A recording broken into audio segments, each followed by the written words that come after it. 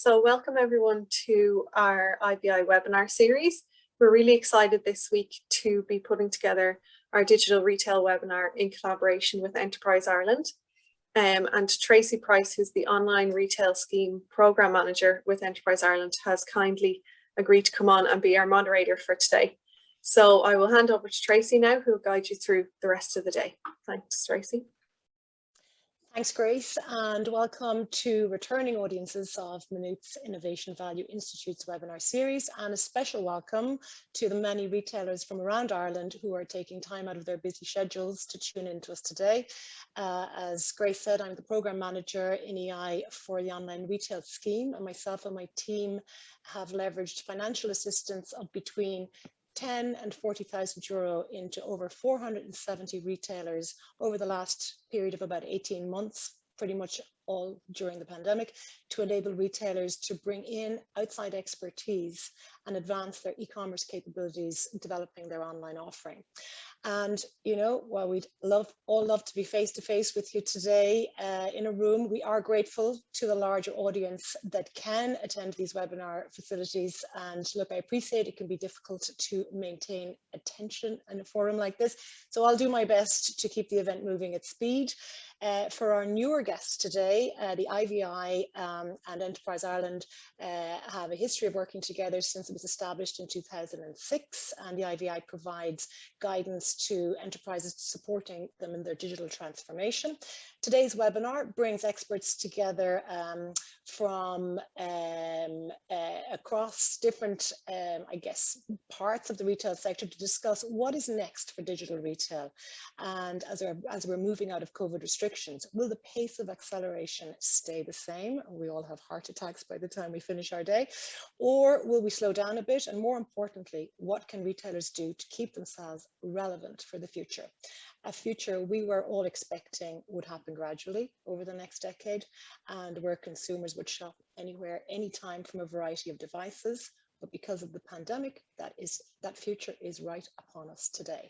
So we're delighted that we bridge the thoughts of our innovative research institutes with frontline retailers here today at the customer face, and harness and evaluate learnings in this combined setting. You know, we should all bear in mind these forums tend to bring about more questions than answers, and that's always good in a session like today. So you've taken time out, and it's really great that your mind is going to sit here and hear what's in the minds of some of our experts. Some retailers have undertaken big investments in recent years, and were prepared for and helped shape what we now see as commonplace. Buy online, pick up in store, a new acronym for me, the BOPIS, has surged 40% in the US since the start of the pandemic. 75% of consumers, like me, have tried a new shopping channel. Okay, through managing the online retail scheme, myself and my team observed that focus on two main aspects seems to come to the fore, and that is focus on omni-channel and management of customer experience. These are the cornerstones of the success that we're seeing happening. A recent McKinsey report identifies that perhaps the greatest challenge facing retailers is the demand from consumers for the seamless omni-channel, which identifies me, Tracy Price, my purchase history, my habits, my behaviors, no matter, see Orla laughing at me because she knows they're probably unreasonable, but there you go. My habits, my behaviors, no matter what touch point I'm using, I'm expecting that the retailer knows that I've had that situation with my card or the returns I made or whatever. I'm expecting them to know, and that their omni-channel is seamless. So with the line blurring between digital and in-store purchases, the seamless omnichannel has moved from a nice to have to a must have today.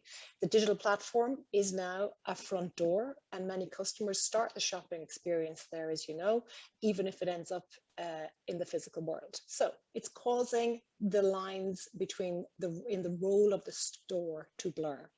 And despite the growing demand for online, bricks and mortar stores will not disappear, of course.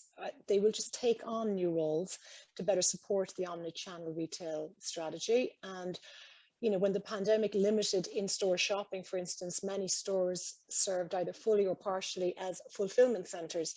And some retailers know to us they expect this to become a trend, with stores focused primarily on providing buy online, pick up in store, or ship from shop services, or I think in the US that's ship from store.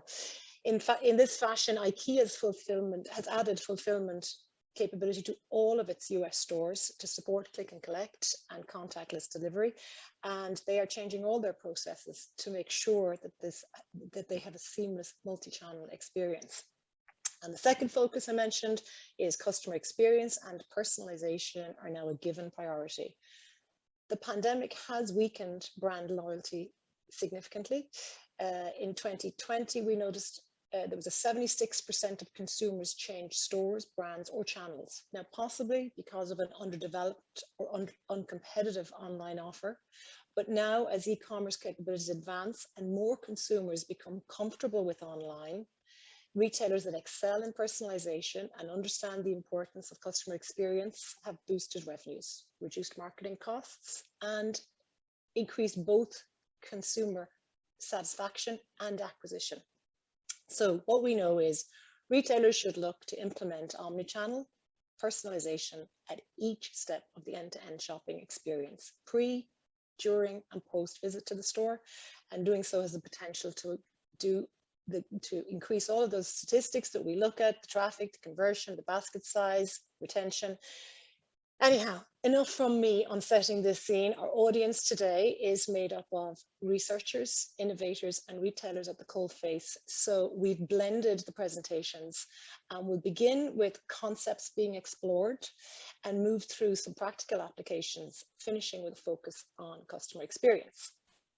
I'll introduce our speakers as we go along, and the agenda for the webinar looks like this. Let me just grab this next slide here. Maybe get to next slide. Next. Well, wouldn't it be great if we got to the next slide? There we go. Excellent. So we have 4 speakers from different aspects of the agenda, and this is our running order. Joseph will focus on social impacts and sustainable implementation of digital technology.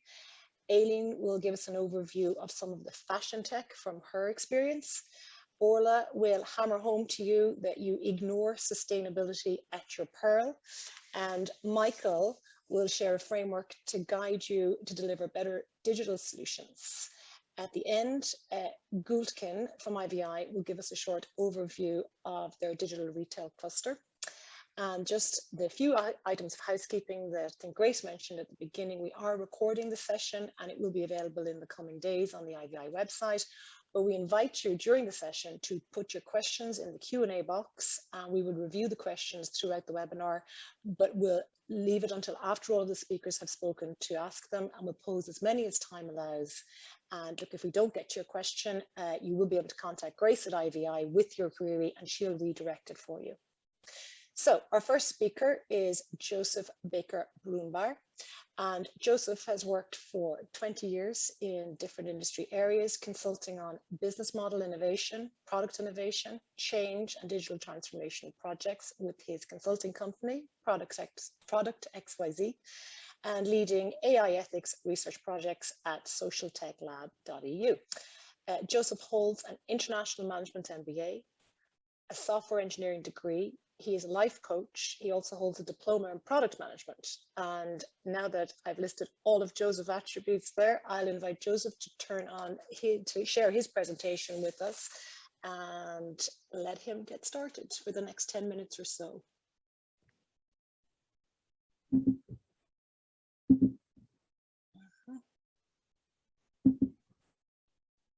second now.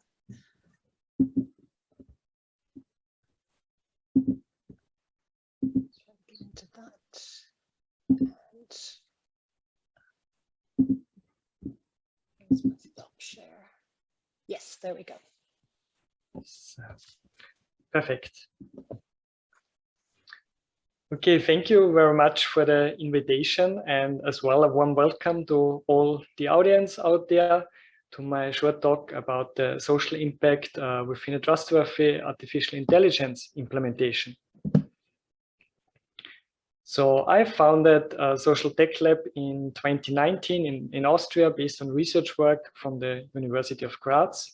and we are focusing on social technical research and consulting.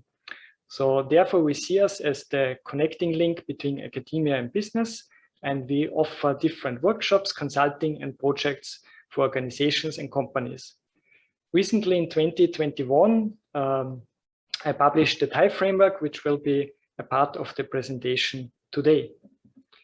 But before I start, I would like to invite you to join me on a short journey, because I would like to highlight some points about digital technology, especially what we experienced within the pandemic. So digital technology offers us a lot of good possibilities. I mean, there's no talk about it, like keeping in touch with friends and family just from remote places. And as well when it comes to online shopping and consumer behavior change. So that has definitely a deep impact on the retail business. But as well, when we have a look on the last picture to see as well, like the places of work, like moved into home offices, etc. And even if we look quickly to other applications, we can see a lot of benefit about digital technologies. So there is a lot of improvement within medical applications, or just even working with people with disabilities, or as well how we plan the concepts of future cities. So when we innovate and evolve new technology, like for example, mobile delivery robots, that is generating a lot of possibilities for retailers, but as well it's impacting and affecting the consumer behavior. New technologies like as well, for example, virtual reality creates tons of new possibilities and experiences for the consumers. But what we should also not forget is actually about the newer generations, because also those will generate different expectations on work, on the future, and as well how the business looks like. So speaking now a lot of the positive things, we also need to have a short look on the other side of the medal, because wrongly used digital technology can also influence humanity in a negative way. So there's no talk about having addictions, for example, negative influence, how people communicate, or even as well the increase or the lowering the barrier of surveillance. On top of that, even if we are developing digital technologies, also we implement them within our organizations and companies, we need also to be aware about other effects about impacting the environment, because that is something what we need all to take into account. So now, after seeing both sides of the medal, the question is how to tackle it. Well, therefore, I would like to introduce you to the Trustworthy AI Implementation Framework, which helps organizations, especially SMEs, to kick off and initiate AI ethics implementations. So it orientates on the ethic guidelines for trustworthy AI of the European Commission, but it is also adaptable for others. It's a non-technical, holistic approach. There is no deep background in philosophy required. And it includes perspectives of social impact, as well outside of the software and data engineering setting. So the TIE framework consists of 12 steps, starting with the company values, the business model, AI system brief overview, stakeholder analysis, having a look at the justice and legal requirements, risk analysis, common good, ethics, translation, merge, execution, and certification. You will find further information about this on the website of socialtechlab.eu. Unfortunately, I don't have now the possibility to tackle all of these 12 steps, but I would like to highlight 2 of them, which I think might be quite from a common interest. So first of all, probably you heard about an upcoming regulation of artificial intelligence within the European Union. So currently there is a proposal released which will categorize AI systems in risk levels for the future. So therefore it will be minimal, limited, high risk, and unacceptable risks. So if you develop or implement AI systems within your company or organization that will fall into an unacceptable risk category that will be not allowed to implement. High-risk applications like, for example, biometric applications, but as well data analysis like in self-driving vehicles, but even into monitoring and robotics, for example. These applications will need to go to an additional assessment before they can get a market launch within the European Union. So therefore, there will be 4 steps. If you develop or implement such a system, you will need to undergo a conformity assessment. Then it will be registered in an EU database system. And in the end, if you pass everything, then the organization and the product should bear the CE marking logo. So when it comes now to the TIE framework that I introduced to you beforehand, that is actually something what starts completely in the beginning, not when the product is already developed, because it's important to include and to think about social impact and sustainable implications already in the beginning. So that means this framework can be used in the ideation phase by defining the value proposition when you shape your business model or when you start prototyping. So that is already within the whole AI system lifecycle where this framework works for you.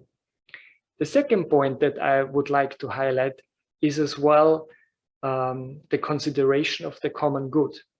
So when you use a digital technology like artificial intelligence, then the framework also considers, for example, the dependencies to the 12 Sustainable Development Goals. So you should or can analyze like in which ways it contributes in a positive or negative way. And if there is a negative way, it will show up and you can work on that to change and steer it into a positive way for the future. As well, you compare with the human rights that you are in line as well, therefore. And finally, I also have some short, quick takeaways for you. So first of all, it's important to understand that there's unfortunately no one solution fits all approach. So if you would like to implement AI ethics, that is really specific and depends on the risk level and classification and the area of application and on the context. There is also, or it might be a tension between principles and values that might arise. And it's important within your company that you enable an open learning culture. So implement standard certification, allow documentation and testing. As well to have a focus on a diverse and multidisciplinary team. Allow critical thinking. So people should really discuss and think about and write it down. What's actually the purpose about the usage of an AI system or any other digital technology within your company? As well, name people who are responsible for that project. Like, for example, the implementation of an AI ethics officer or an ethics board. And finally, what I would like to highlight, AI systems and as well digital technologies, it's not all about technology. So thank you very much for listening. And if you have further questions, you can follow up with me later on. Thank you. Thank you, Joseph. And for our second speaker, then I want to introduce Alleen Carville. Alleen is a fashion tech entrepreneur, and Alleen founded SKMMP, a B2B smart showroom wholesale platform in 2015. So prior to founding this, Alleen was head of international wholesale and PR at John Racca for 12 years, and she has launched designer collections at London, Paris, and Milan Fashion Week. Alleen is commercially driven with the ambition to bring innovation and much needed efficiency to the fashion supply chain. So hi, Alleen, if I can invite you to share your slides at this point. And I will mute. Thank you, Tracy. Can you see my screen okay? I can see it's coming on now. Yes, there you go. Perfect. Great. Okay. So this is Skimp. I'm the CEO and founder of SKMMP. We create B2B enterprise, wholesale e-commerce and omni-channel solutions for brands and multi-brand showrooms. So I have worked in luxury wholesale and PR for over 20 years, working across major fashion weeks, including London, Paris, Milan, both at women's wear and menswear, and working directly with the top global luxury retailers and watching how their buying behaviors have evolved from a very analog process into a digital, and creating a digital process for them. I'm a fashion tech entrepreneur. We create virtual showrooms. Back in 2018, we pioneered the first augmented reality B2B e-commerce using holograms at London and Paris Fashion Week. We've also worked on voice AI for a smart showroom, and we also deliver virtual pop-ups for brands. So this is SKMMP, privately owned virtual showrooms. We have a common collective multi-brand showroom and modular headless CMS, which we're building out to help brands manage their omni-channel from one dashboard and portal. So today I'd like to talk about retail's digital renaissance, and looking at kind of three areas. One of which I'm sure is going to be covered in another way, but the role of the physical store, retail's digital playbook, and virtual merchandising and retailing in the metaverse. And this metaverse is maybe something that's new to some of the audience today. But we'll start with the role of the physical store, and obviously COVID brought catastrophic changes to the retail landscape, which our business relies heavily on in the fashion sector. So immediately, well, very close after COVID broke, closed doors.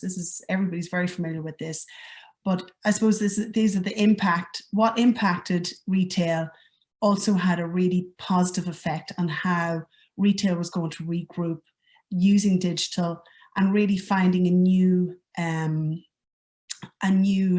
role for their physical entity. So suspended in real life, as we call it, sales and customer engagement, which again, that's where physical always reigns supreme, that customer engagement on the shop floor. The collections are hanging up and the merchandise is hanging up, and you've got a sales executive able to assist the buyer, assist the customer through that journey of purchase. Visual merchandising and brand comms halted. So these are kind of the complementary aspects of retail that happen either in store or with the branding and communication of the store, and the work that they do for the brands within the stores. And with COVID also, there was a slowdown in supply chain. So again, supply chain was very much impacted by closures in Italy, Portugal, all of these places where luxury brands rely heavily on manufacturing and production across the world. But the uptick of the closure was that it pushed more sales online and across omni-channels that potentially retailers had but weren't really either investing enough resources into, or maybe didn't understand the benefits, the real benefits that could come out of using their social channels to an optimal point. A consumer surge in consumption online, and this drove a lot of things that we're going to talk about in a little bit as well.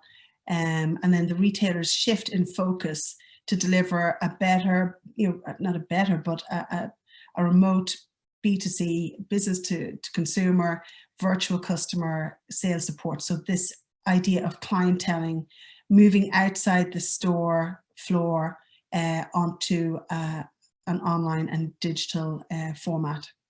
And then we could see that the brand's comms were transmitted more across social channels.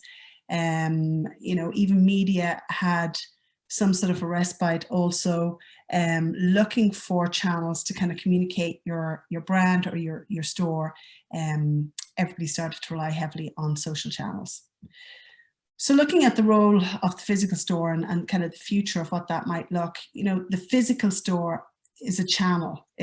We talk about social channels and omni-channel, but physical, the store is a channel for the retailers, and it complements all supporting customer touchpoints, especially digital.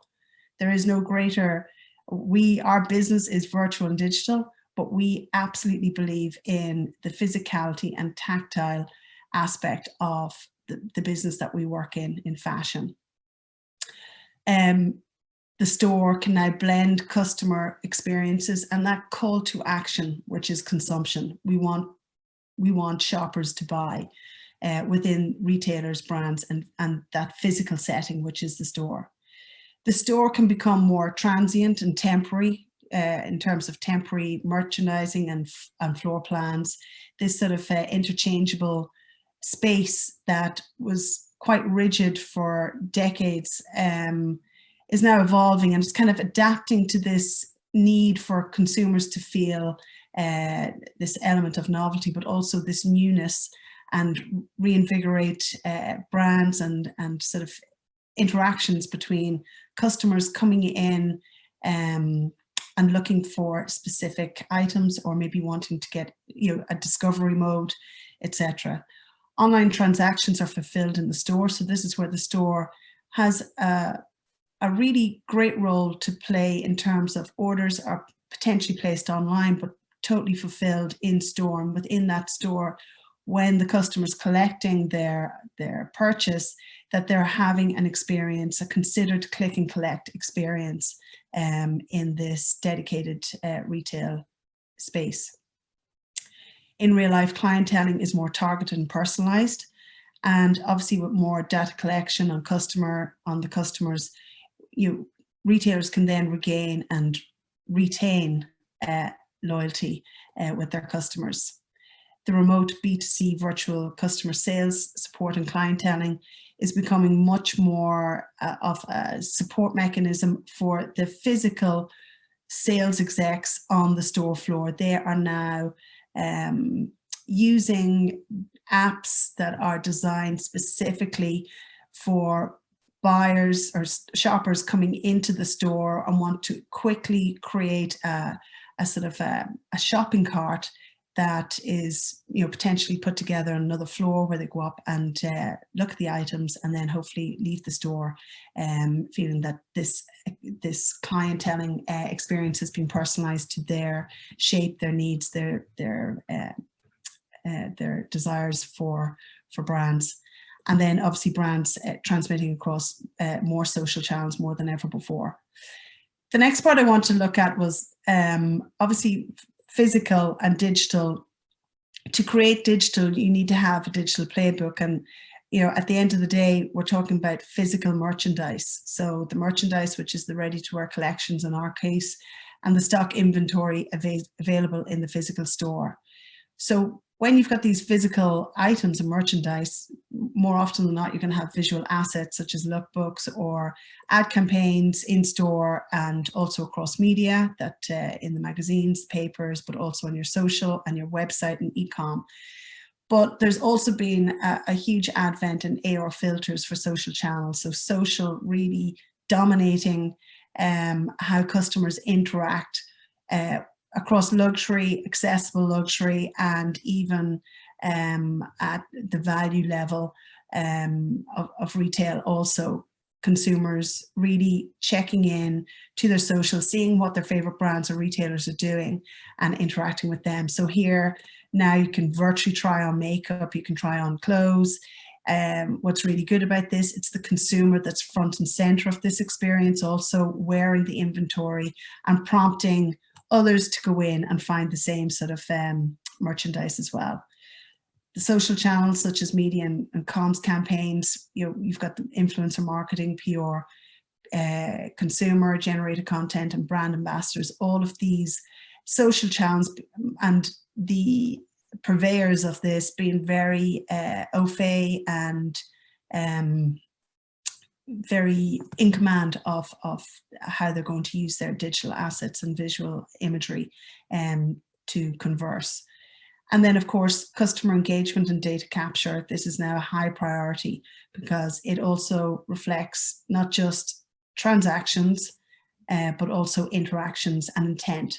And that intent is very valuable when your stores are going to do their next round of buy of stock, whether it's a fashion week or whether it's at a fair, that these intentions are and transactions both indicate where the investment is going to be for the store.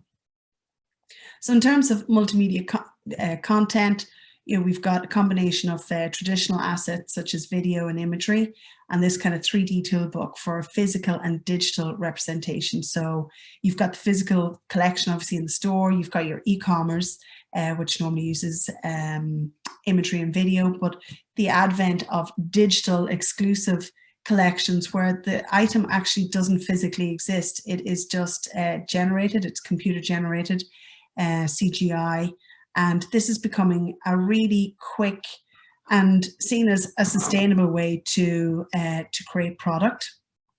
It's a way to almost test product in the marketplace before a huge amount of manufacturing is committed to, and to put in place distribution as well. And then obviously AR and holograms becoming a much easier way for consumers to go into a store. It's not mainstream yet, but we've got a couple of stores in London and further afield using AR codes, so they're on the swing tag of the clothes or of the item, and the customer scans the AR code and up pops an AR hologram of the model, potentially in Milan or Paris or wherever it might be, wearing the full look or the item that they are looking at on the hanger. Virtual spaces and environments. So this is another area that we look at. So, virtual showrooms, the wholesale and press. This is where this is potentially a static image, but the consumer, if this is in an e-com situation where your consumer is able to go in and look at these hot points within the image or the video, understanding more about the collection, going through individual items and learning, making a decision. It's another layer of e-com that some platforms are very, very good at, and I'll talk more about them in a moment. Then we have virtual retail pop-ups, virtual galleries, AR virtual fashion events, all of these things because of COVID and more investment and the acceptance of digital means that it is consumed more by people who are not really exactly working in this space. So, mainstream consumers. So we are in a new paradigm, and this is a virtual store. It's AR commerce. So this is a store created by one of my colleagues from Startup Bootcamp in Milan, Obsess. It's a really great, they've huge success building virtual stores where the store is captured virtually, and as I say, the consumer can walk into the store and navigate around, look at product, investigate the product, and then go to purchase it.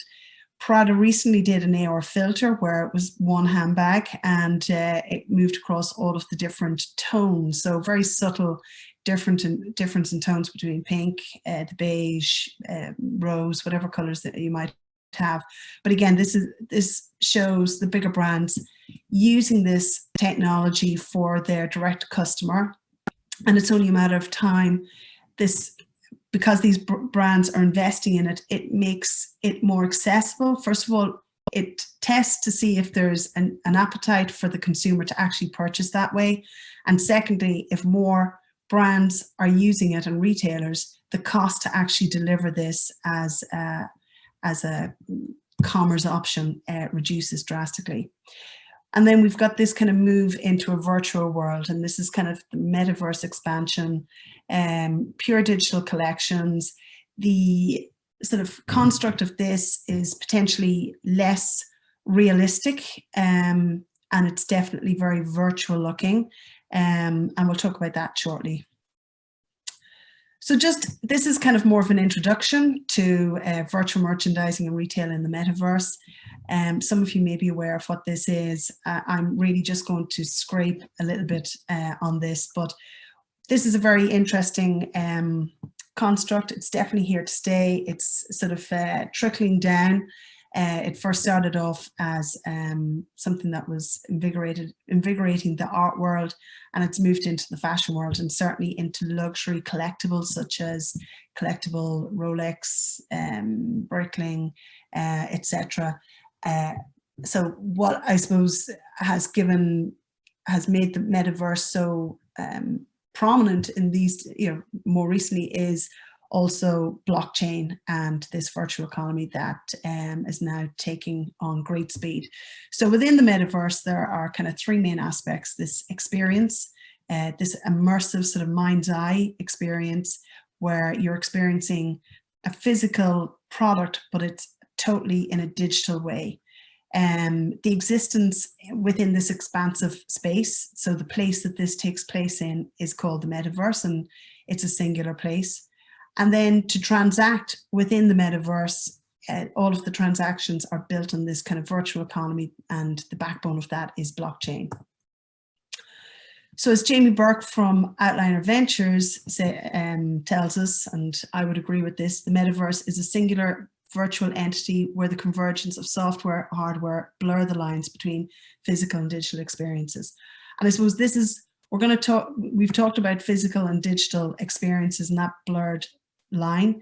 This is actually a next step, another sort of place where these transactions and interactions are definitely going to take place. So you have physical merchandise, and what's going to happen and what is happening, you create a digital twin. And a digital twin, this is where one exists in the store and potentially another one exists as a digital twin in the brand or the retailer's metaverse virtual store. The digital twin is a digital asset. It could be an AR, it can be VR, it can be an image, it can be a 3D image, and it can be a digital asset, as I said, or it can become an NFT, which is a non-fungible token. So what wraps up the NFT is this uniqueness of a digital asset, and the ownership is recorded on blockchain. So merchandise within the metaverse is merchandise can be experienced physically and virtually. Physically, we wear it and we own it.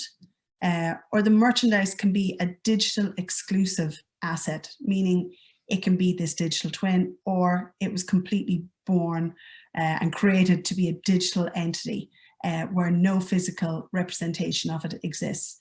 The asset is owned and potentially worn as a virtual dress or a pair of sneakers. And some of you may have heard of the kind of Gucci sneakers and the Prada bag, etc., that have all become NFTs and sought huge money. And so this is, I suppose, the advent of AR, augmented reality commerce, using holograms, augmented reality, and integrating this with the store's e-com. Virtual merchandising and retail can include other attributes. So it's not just, the metaverse isn't just about having merchandise and potentially a digital twin or lots of digital assets. There's also a social construct. And this is where consumers belong to many social graphs. There's a community in there. The consumers will have many different retailers or brands or other experiences, whether it's lifestyle, medical, holistic, that they will all become part of. So a virtual economy is where merchandise is bought and sold using blockchain. And there's a really high acceleration of brands and consumers moving into the metaverse in the last 6 months. And we foresee that in the next 6 months that this is probably going to take on more structure as it's being digitally constructed, with more brands seeing a future within the metaverse. It's really something that can transcend all sort of barriers, all currencies, fit and size almost become irrelevant. And it really is an experiential piece where it's, let's say it's up for debate. So it's something that I'm very excited about anyway. So thank you very much for joining me, and I look forward to the Q&A later. Thank you. Thanks, Alleen. That's all virtually very exciting. Our third speaker today is Orla MacDonald, and Orla works with both independent and big box retailers in the UK and Ireland, founder of OMD Consultancy, a business agency dedicated to the retail sector. Orla's clients have benefited from her knowledge across data analytics, leadership and staff retention, maximizing digital marketing and media management, as well as her application of Lean Six Sigma tools to improve performance in this fast-changing retail landscape. So Orla, I'll invite you to unmute and share your slides with us at this point. Thanks, Tracy. I'm just going to do that now. Great.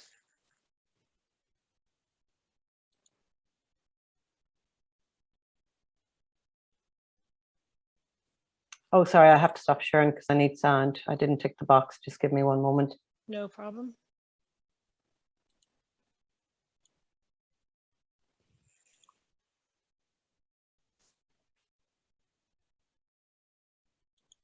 There we go.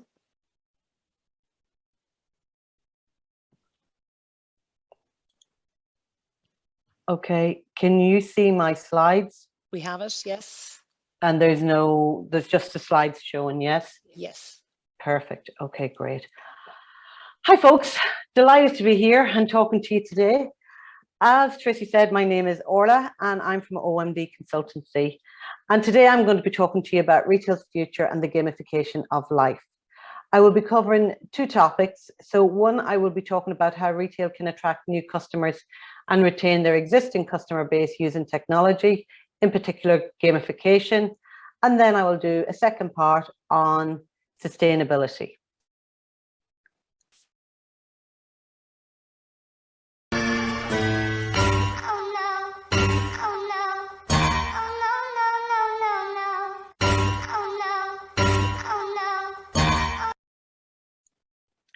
Retail is dead, or so many of the newspaper reports would have us believe. But is it actually? It's actually an extremely exciting time to be involved in retail. There is so much going on there. And as our last speaker, Alleen, alluded to, in particular around technology. And one of the exciting things is the Metaverse universe, which again, Alleen spoke to us a little bit about. Now, to kind of describe the Metaverse, if for anybody in the audience that's over 40 that remembers dial-up internet, this is the next step to the internet. It is the Metaverse, and it is where we will evolve to create and build a connection between physical and virtual worlds. And leading into that, I'm going to talk about gamification. So why should retailers get gaming? Within the next 5 years, 9 out of 10 retailers, which equates to 87%, are going to apply gamification to engage their customers. Goldman Sachs estimates that virtual and augmented reality technology will be worth more than $65 billion in 2025. So what exactly is retail gamification, you may ask? It's about bringing elements of gameplay into something that is not naturally a game. So for example, a store loyalty card. We know Starbucks, one of the big players that would use a store loyalty card, but it might encourage your customers to collect more points by achieving defined goals, such as visiting different stores or buying certain elements. So the rise of customer attention is generated by 5% will lead to 25 to 95% increase in profit. Gamification appears to be a go-to tactic to enhance sales, brand awareness, and customer loyalty. So we'll just have a quick look at a case study, and it's one that you're all familiar with, and I'm sure maybe you had it recently because McDonald's in Ireland ran a recent Monopoly campaign and has for the last few years.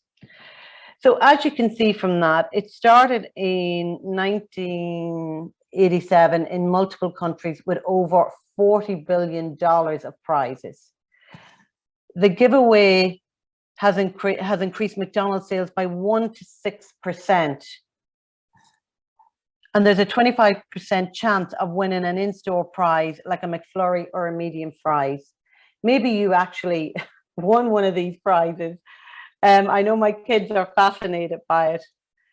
So why gamification? Why should you go to the bother of introducing gamification into your business?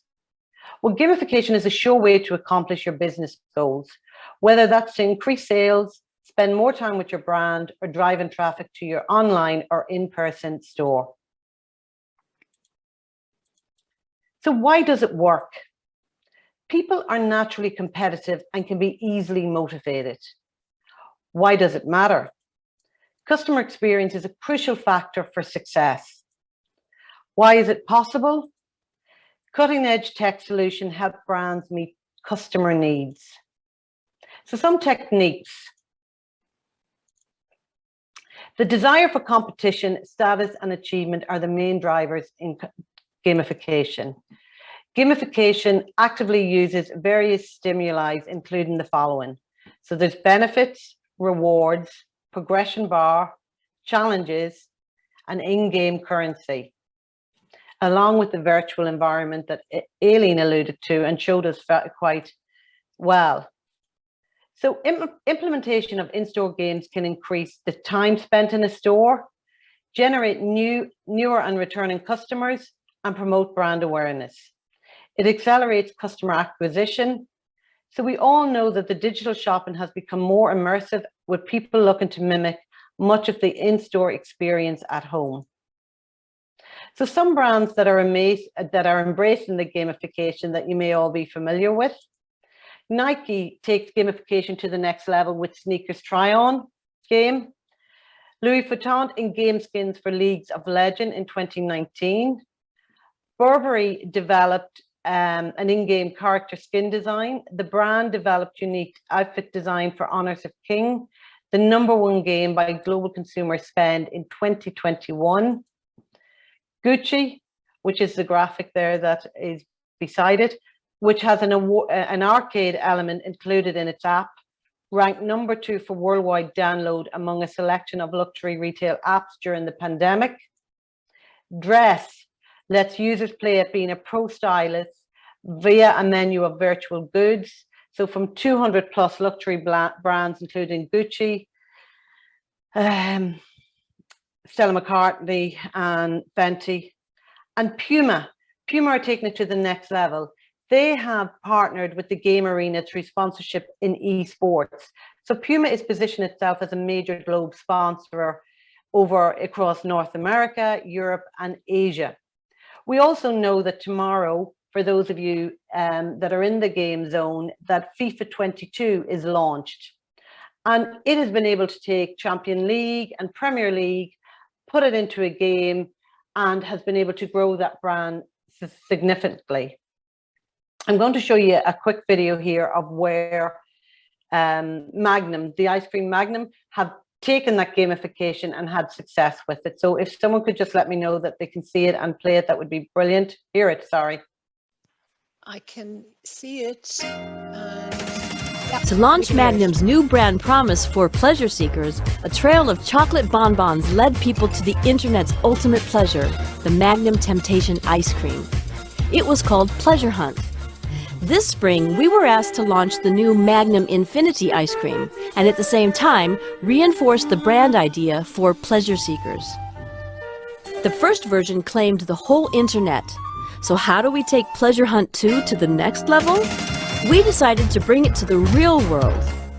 With augmented reality combined with Google Maps and GPS, we created an app that allowed people to run the streets of Amsterdam and collect the ingredients of the Magnum Infinity in a real-life version of Pac-Man. Instead of Pac-Man ghosts, the players were chased by greedy mouths. We searched for a location that looked like a classic labyrinth game. The 9 street areas in central Amsterdam ticked all the boxes. With GPS positioning, we placed the Magnum ingredients. Every building and street was mapped out on top of Google Maps. This gives the illusion that greedy mouths appear around the street corners. To make a big splash, the application was supported by an event, the Magnum headquarters, where people could cash in their points for a Magnum Infinity. And if they logged into the high score list, they competed to win beauty products, spa treatments, and the grand prize, a trip to New York City. In 1 week, more than 1,000 people ran the streets of Amsterdam, playing a game that took 10 minutes to finish. That equals 10,000 hours spent with the brand. All local newspapers covered it both in their online and offline editions. That's Pleasure Hunt in real life, coming soon to a city near you.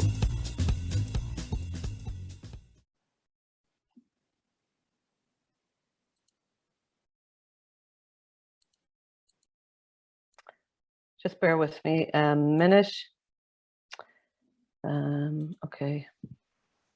That's fine. We'll all just reach for a magnum.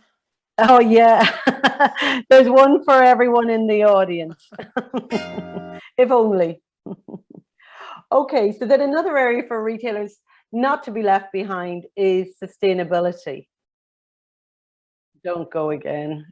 It's great how you do these things and they all work out before you. There, we're good. Okay. I think. Okay, so as I say, another area that retailers can make a difference is sustainability. So ignore sustainability at your peril.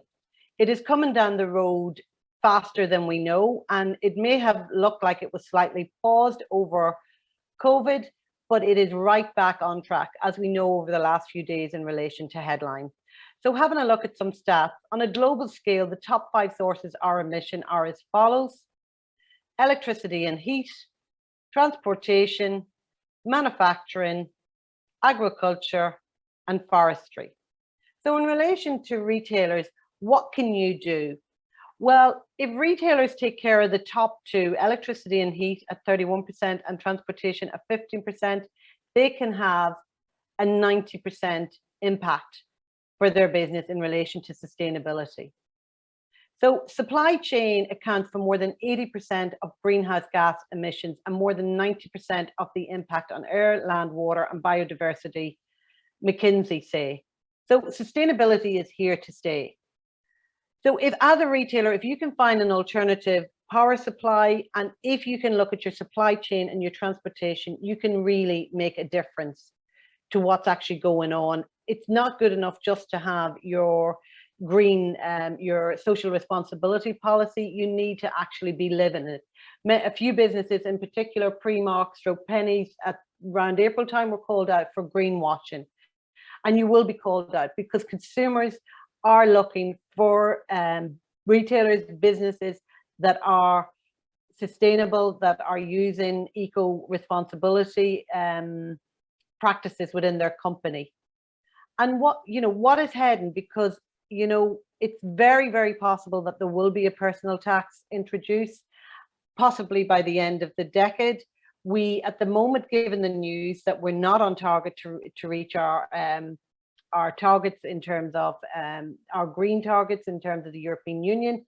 So that's going to have a major impact. And if you think back to World War II, Toyota introduced just-in-time philosophy. So they put in place to make sure that all of their manufacturers were within 1 hour's drive of their central factory. And McDonald's have done the same as well.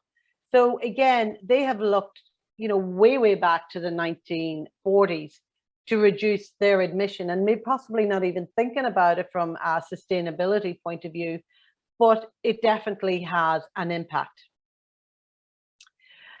A brand in particular that's doing really well in the sustainability market is Mushroom Packaging, and it's made with 2 ingredients, and it's made with hemp herbs and mycelium. And the great thing about this is that not only does it look attractive, as you can see there in the Sanctuary product, it can add to the soil to compost in 45 days. That's phenomenal. So I ask you to think about, to take one key action, whether you research more on sustainability for your business or whether you look into gamification or Metaverse, what you're going to do after today. Obviously, it's a whistle stop. 10 minutes is not enough to go into a lot of detail, but I urge you to take one action. And I thank you very much for your time and listening. Thank you, Orla. Thanks. Yeah, it's interesting there. The supply chain stats you mentioned are quite frightening in terms of the emissions. And I suppose what we all need to think about is, for retailers, how do you rise above the white noise out there on sustainability, and it's necessary for us all to work out how to rise above our competitors in that respect. So moving on quickly to our fourth speaker today, our fourth panelist is Michael Alleen. Michael is a customer experience champion, and I'm looking forward to Michael's presentation because he is a founder and chairman of both the CX Company and the CX Academy. Spent a decade in the US with General Electric and set up their worldwide customer experience program. And in his early career worked with big names like Harley Davidson, Microsoft, FAO Schwartz, American Airlines and Corvette. And Michael has become a global thought leader with his company with their annual CXI report. Michael sits at a number of business boards and is a fellow in the Marketing Institute of Ireland. So Michael, I'll invite you to go ahead there. I see you are all ready to rock and roll. Thank you. Thanks, Tracy. I appreciate that. And thank you, everybody before me. You're setting me up nicely. Very quickly, a little bit of background. So as Tracy mentioned, we do an annual report that looks at companies both domestically and globally and how they perform in the customer experience space. And the majority, there's 10 sectors covered. One, of course, is retail, but about 50% of all of the brands would be coming from the retail sector. That's where we're seeing most of the innovation, particularly in the digital world, coming from. And that report comes out each year. We also are into, we set up a Customer Experience Academy. We are now operating in about 50 different countries. And it's about trying to standardize what customer experience is all about. And that's kind of a little bit about what we do to give you some indication of what's to follow. We're very lucky. We work with a range of different brands and companies across all those sectors: banking, as I mentioned, retail, telco, et cetera, et cetera. So that's something that we're very excited about. Let's get into it. So this year's research will be launched in about 3 weeks' time. And I'll give you a link at the end of this presentation if you want to download it at that point. But just looking at some of the data that's coming through, particularly around the retail sectors, what's fascinating for us would be that finally, the frontline staff are now the new heroes. And that's come out of the COVID. And, no one is ever going to forget how well they performed. And funny enough, when we look at some of the data this year, we notice that the supermarkets and particularly pharmacies have really rocked during the COVID period. And that's down to staff. It's not down to digital performance. And this is an interesting thing that's going to get me to just make some key points around it. But the human touch is still very, very important in what we're doing. And I think, one of the things I would be saying to anybody in the retail space is, guys, you've got to be careful about your investment into digital. We see it every single day, time after time. Huge investment being put into that particular space and ignoring the human side of this. So, it is a very risky strategy for retailers to try and differentiate themselves purely on technology alone, because it will fall by the wayside. Quickly, customers' expectations are rising and rising, and whatever digital program you put in place, somebody else will come along and they can beat that very quickly. So it is risky, and you need to get that balance right. I think when you look at the kind of consumers' digital expectations, these expectations are rising and rising and rising. And I think really the key thing there would be, look, one of the things what we're seeing through the digital performance is value is now key. So if you're in that space, consumers are expecting great value on the online platform. That does not necessarily have to mean price points, but it is, that's part of it. But it's, always looking to offer other value propositions as part of what you're doing. So for instance, if you're selling a pair of shoes, throw in a pair of socks. That's great value. Next day delivery is now a given. And companies like Amazon are really setting the pace for others to follow, and they're finding it really difficult. And in some cases, it's very unfair but that's what we're used to, and that's what you have to be prepared to live up to. Special rewards for loyalty. First-time offers are expected off the bat, and fixing things heroically, because we've had a number of companies who've been forced into the digital world, into the online sales world, and they're attempting to get in there. But look, lots of problems have arisen, and that whole issue of resolution when things go wrong, that really is an area for opportunity. When we look at the digital track record, this is a piece of data from the Standish Group. They looked at 50,000 projects over a 20-year period, and it just kind of gives you an indication. Only 1/3 of those projects have been successful.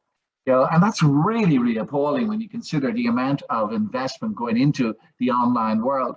The other third is kind of in that challenge. It was over time, over budget, and in fact underperforming. And then another 20% have just completely failed.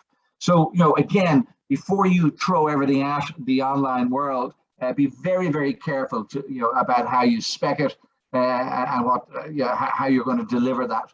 One of the things we're seeing in our research at the moment is that there is a shift in that whole bricks and mortar space towards experiential rather than purely sales. So, for instance, look at Nike's store in New York. It's basically a customer's experience. You can go in there and you can jog in Central Park. In the store, you can throw hoops in Madison Square Garden, and so on and so on. They're less focused on sales, but much more focused on the experience. We're also seeing a number of different retailers out there creating props that allow customers to become advocates. And in this particular case, here's a lovely photograph of mum and daughter behind a wall, a rose wall. It's just a lovely little thing to do. So you're going to see a lot more of that. And I know that some of you are probably familiar with the Apple Store, the floating sphere in Singapore. And again, it's all about an unforgettable experience. The Apple Store is not fixated with sales. They're fixated with measuring the experiences that their customers are having. And this is a movement that we're seeing right across the retail world in that space. And here's an interesting kind of thought. Would you tip a robot? I mean, and that's kind of what we're getting to. There's, the customer experience element of retail. We have to, we can't forget that. And I think delivering the human touch in this digital world is critical to retail success. I think that when you think about consumers globally, they've been starved of this whole human touch, and they want to get personal again. That's research. Now, our research will cover approximately 26,000 completed surveys, so it's quite a significant piece, and it's all age groups and all sectors, etc. But they are raising their hand and saying, guys, come on, show me the love. I want to see this love. And I get that in the human touch much more so than in the convenience only that digital is putting out there. And also it provides that reassurance when issues go wrong, and it shows that you genuinely care. So that's just a little bit of background. And again, you'll get the report out in a few weeks, and I'll give you the link to it. But what do we need to do? What can we leverage to deliver customer experience excellence in that digital space? And we have a framework that we use. And these are elements that you're all currently doing. So I'm going to take this and bring this to life. And then one thing I would say to you is that you're doing this really well, I suspect, all of you. But the real trick here is you can't be good in some of these areas and bad in others, because everything collapses. So it's really important that you're consistently strong in each of these 6 drivers. So let's take the first one, I trust you. So how are you building trust in everything you do with me as a consumer? And if you look at, let's say, take the auto world right now, you go into a dealership now and they will be leveraging their digital platforms, cameras, etc., to show you where the after service issues are. They'll send you a quick video and they'll ask you to just sign off on that before they press the button. So there's ways that you could build really great trust, as you can in the medical or in the educational field. The second one is all about how do you make it easy for me to do business with you. And this is where kind of retailers such as Amazon are just doing some incredible work. If you're familiar with the Prime wardrobe, it allows me to order up to 15 items. I can wear them and try them on my own home with all my other clothing goods. So it's phenomenal. And not only that, if I buy 3 or 4 items, you start getting discounts. So they want you to try and keep as much of that as possible. And they will reward you for these. But let's take that a little bit further. So that's kind of the digital play and how you make it easy. Look at what one of our own local companies are doing, Kilkenny Design. you know, they're doing this on a human level. So you will get your own actual buyer who will go around and take you through the virtual shop, and then they will, you know, literally on a phone call with you, walk you through that whole process. So again, you know, we are expecting a lot more of this human touch to be stitched throughout all of those digital experiences that are out there. This is the third one, you know me, and it's all about how do you treat me like an individual and how do you understand my needs? And this is a lady called Jennifer McEnroe, who is now based in Sligo. I walked into her coffee store in Dublin about a year ago. And Jennifer asked me, would I like to have a loyalty card? We're all familiar with them. You get them stamped. And I think after about 9 stamps, you get a free cup of coffee. And I said, yeah, sure, I'll take it. And she was a very pleasant lady. But she took my card and put it in that little shelf or that little box in front of her. And I said, oh, do I not keep it in my wallet? She said, no, my job is to remember your name when you come in here. And I was just blown away. And it was just like taking a whole loyalty program and you know, converting it into a human touch. She's like a human loyalty program. But so many people go into that store because of her and this particular potential play. And then you get into that whole area of empathy, you know, really genuinely understanding what it's like to be in my shoes. It's a very difficult driver to deliver on. And I just picked up this is a lovely example of where during COVID, one of the hospitals, this is an example of the United States, healthcare workers, where, you know, they recognize that if they had patients who were waking up or coming out of a coma or whatever, the first thing they got to see were these aliens lookalikes. And they said, you know what, why don't we just put pictures of ourselves to show them that we are genuinely humans, that simple little things like these are the type of challenges that we're now faced with to really deliver that human touch. And again, the next driver is all about delivering on your promise. And we know that in today's world, consumers globally are sick and tired of hearing promises from large companies that they can't stand by. And it happens mostly in banking world or telco world. They're just tired of it and they won't tolerate this anymore. And this is an example of, you know, a pizza tracker from Domino's. Again, wonderful situation where you can now track your pizza right to the point where if you open the curtains in your house, you'll see the car or the motorbike driving around. It's phenomenal how people are now developing promises that they can genuinely deliver on. And then finally, we have the sixth driver, which is all about fixing things.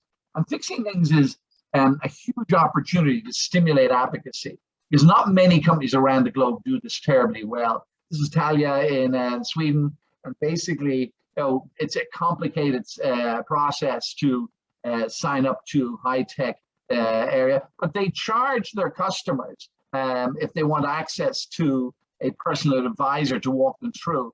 And many, many, many customers are delighted with this service, and they're very, very happy to pay more to have access to somebody who can help fix things when they go wrong. So what I would be saying to everybody in this space is that, you know, when it gets to resolution, if you fix things when they are wrong, the customer you fix it for will tell 100 people. They just will say, you will not believe what my bank did today or what the store did today. So it's a very rich area where we can all help and improve in that particular process. I mentioned earlier, and I'm going to finish on this slide very quickly, these reports are launched every year. If you wish, I'm sure you'll get copies of these slides. Just go to the cxcompany.com and you'll download the report, and it's coming out on the 19th of October. And there'll be a huge section in there about the digital and human touch challenge that we're facing. So Tracy, hopefully I've got in and out in my 10, and I'm handing back to you. Michael, nobody got in and out in their 10 today, which means we're a little bit behind time, but it doesn't matter. We're still going to finish up at 4:30, and thanks so much. It was a really lively presentation, and it's so interesting, and we can all touch the points on it. Just at this stage, I'll just remind people that if they have a question, to pop it into the Q&A box. And now we just have a little interlude before we do a few questions, where Gultkin Chakir from the IVI is just going to give us a short overview of their digital retail cluster. Thank you very much, Tracy. Yes, so I'm also a bit conscious about the time. So let me show you a quick promo video first, and I will let you know about what we're actually doing in our cluster. I hope you see the blank screen currently, which will move Yes. in a bit now. Okay, perfect.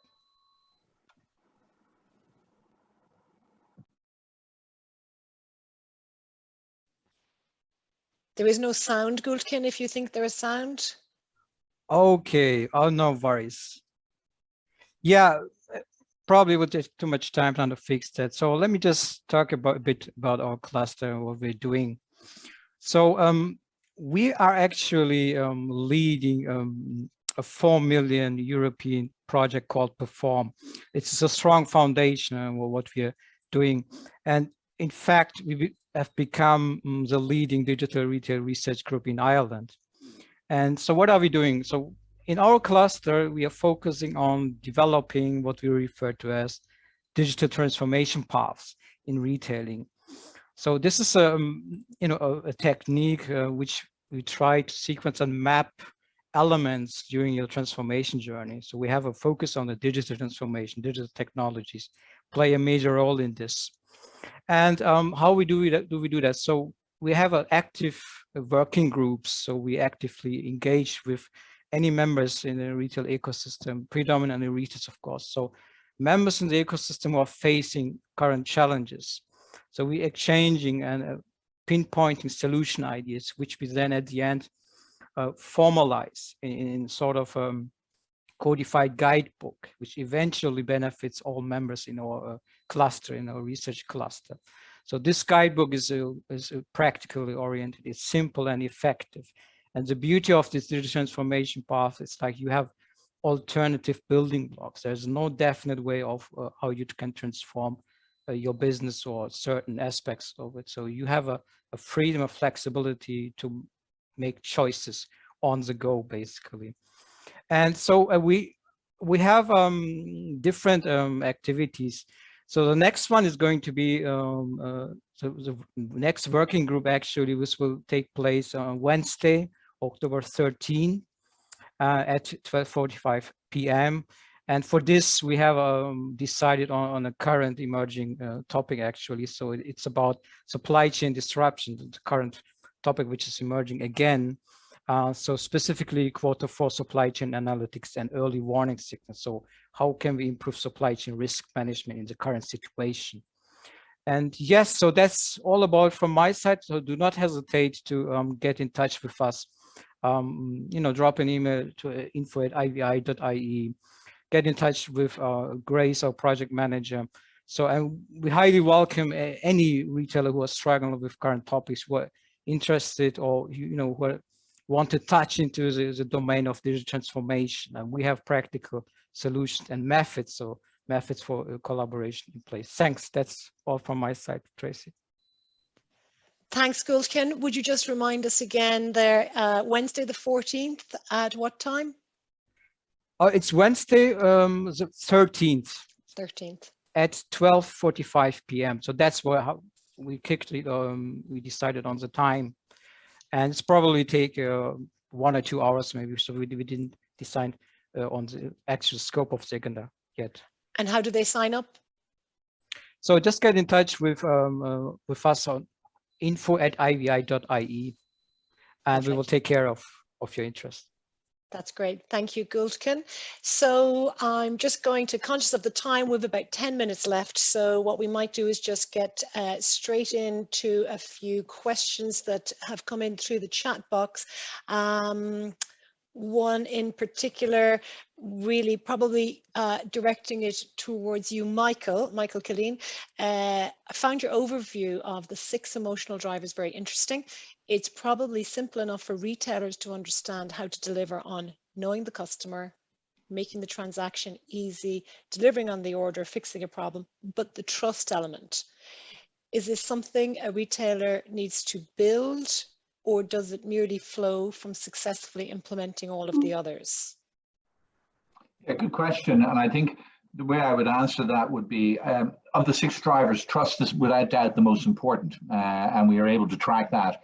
Personalization is the most impactful, but trust is the most important. And we also know that trust is kind of, it comes in like a tortoise and leaves like a Ferrari. So in other words, if you have a wonderful trust with consumers, and just one thing goes wrong, you can lose that trust in seconds. It's a really, really tricky one.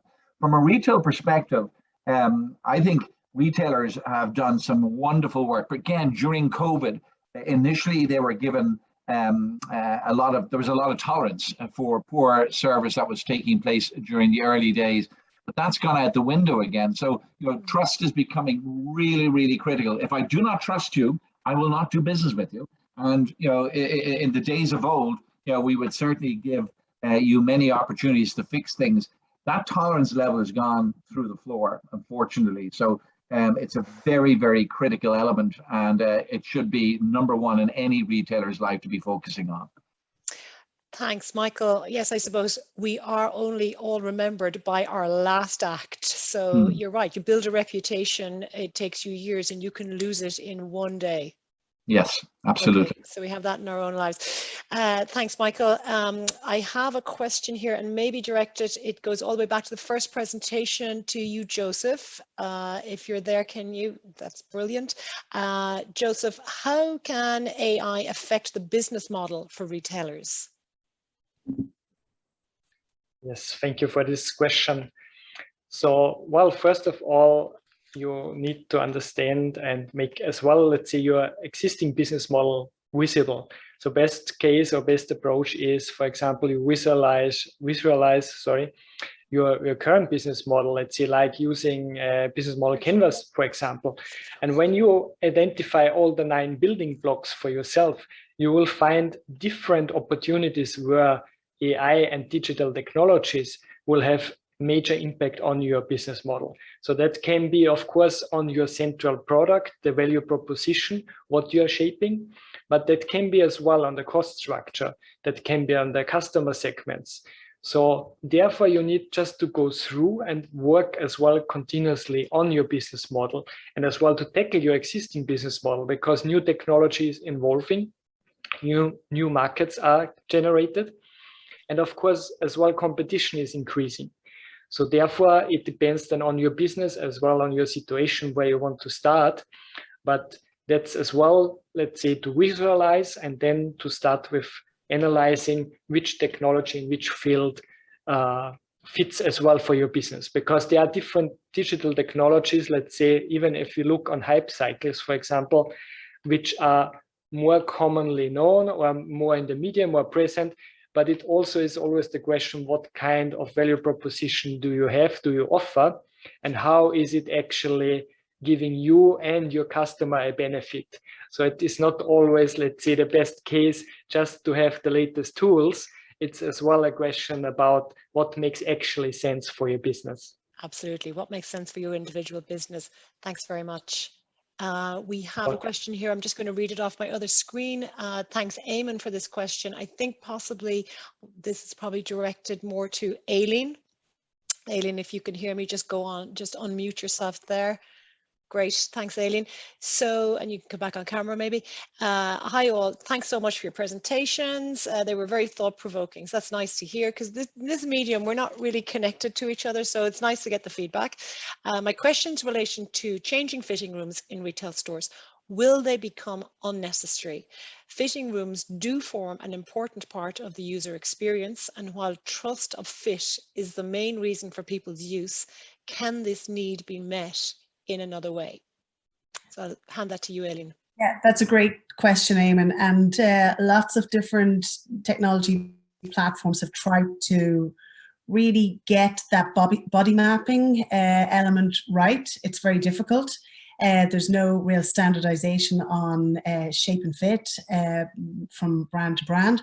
But I think the fitting room, yes, it is kind of it's almost a social place within the store floor. I believe in that. We totally believe in the physical.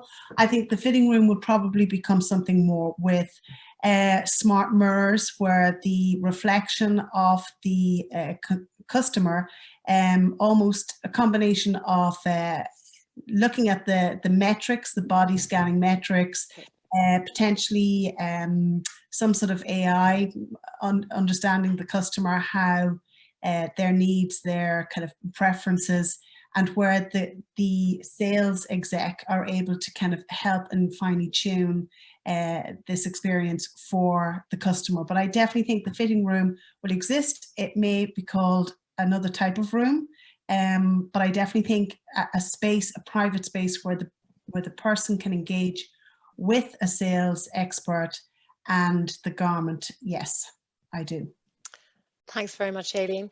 I'm going to just take one more question as we're in the last few minutes. So maybe I'll direct this one over to Orla. Orla, what makes a supply chain sustainable? I suppose what makes a supply chain sustainable is the fact that it has to be all inclusive. There's a lot of retailers out there doing a lot of great work, especially in the hospitality industry, making sure that they have sustainable packaging, you know, when you take away cartons and things like that. And that's brilliant. And I don't want to take away from that. But you have to make sure that it follows right through. So, you know, you have to ensure that all your partners in the supply chain actually are embracing a sustainable culture. And also you need to include everybody in the workforce, right down to anybody probably, you know, in the procurement space, that they have the sustainability is, you know, you live and you breathe it, and it is top of your agenda all the time. Forbes carried out a study, and they said that of the containers traveling from Asia, that 24% are currently empty. And that is resulting in like so many unnecessary journeys, which is resulting in 122 million tons of carbon dioxide being admitted into our atmosphere. So that's where a start can make a difference, when you go right back through the supply chain. Thanks, Orla. That's very interesting. In the interest of time, I think we might wrap it up. We have one or two more questions and we'll probably get back to you individually. But for me, I guess some of the takeaways today are, let me see, digital expectations have risen through the roof for consumers. Digital is here to stay, but the human touch provides reassurance and shows genuine care to customers. And maybe being digital means your store is always open. So let's make sure it's always manned and that we're delivering that positive experience at all times. So for me to maybe sum up here today, thanks so much to all of our speakers. For the retailers out there struggling to keep your head above water, look, in the commercial sense, and battling this huge shift in consumer behavior, you face a difficult task. Necessity is the mother of invention, I guess, so keep focused. And after what you've heard here today, think about the takeaways from today for you should be, what do you need to change? And why do you need to change it? And how? Our speakers have given you some guidance, and you need to get back to your own drawing board now to consider how to apply some of these concepts to your own business needs. When you establish what to change and why, consider what your current capabilities are. Do you need external advice? Can you get that from a peer? Do you have to go to a service provider? Where are you going to get this information you need? Is there someone who's experienced in your company that you're not tapping into? Someone in your team, perhaps even, who has experience working with customers that you're not tapping into their intelligence and their intel. Younger team members might understand your online marketplace a lot more than some of your more senior team members, and possibly could advise. So, you know, get a matrix approach going within your teams. Everybody's probably got something to add we're not tapping into. Consider the topics discussed today, the impact for your bricks and mortar in 6 to 12 months time. And I guess, having listened to all our speakers, are you behind? Or are you catching up? Are you perhaps a visionary who is driving this train into your future, I'm going to hand back to Grace now, as I probably tried to collect a Magnum, pop into the Nike store, burn the calories in Central Park in New York, and consider all the things I'm missing in my virtual world. So I'll hand back to you now, Grace, thanking you. Thanks very much, Tracy. And just to say thanks to Tracy for being an excellent moderator for us today. You did a really great job. And thanks again to all the speakers. It was a really great session.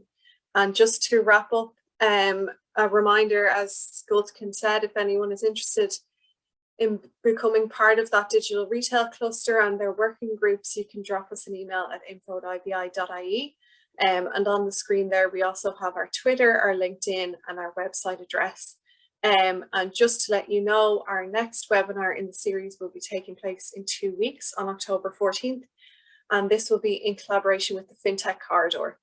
So the speakers that day will be addressing the future of digital payments, trust, compliance, and innovation, and everything surrounding how that is looking moving forward. So something that is probably quite applicable to retailers as well. So thanks again to everyone for joining us today, and we hope to see you on one of our IVI events again soon.